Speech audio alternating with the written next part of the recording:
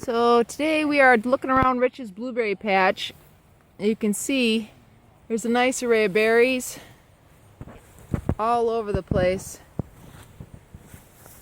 And he's got his cage here that keeps them protected from the birds.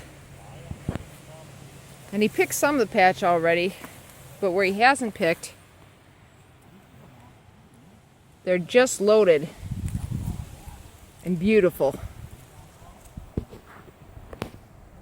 So here we have an overview of the blueberry area. You can see there's T-posts as supports every 10 feet within the cage, and then on the outside wall, and then outside corner, and all along the walls.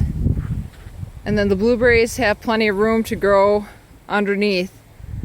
The clearance underneath the netting, and you can see here, there's just a fine trellis netting over the top. That'll keep the birds out. That's,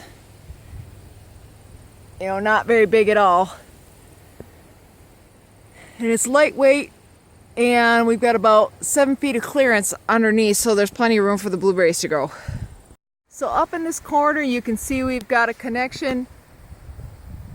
Here's a T-post, and here's a special welded piece that Rich made that has prongs going this way, and this way, and this way. And then he slides the electrical conduit over the top of those prongs and conduit this direction to support the netting to keep out the birds. And then he's got a similar setup at the corner and at support points along the fence. In this corner, you can see he's got a door framed out.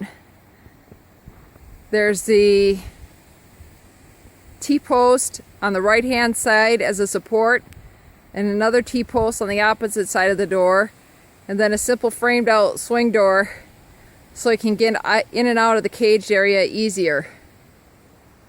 And then there's one of the welded supports a corner, welded support.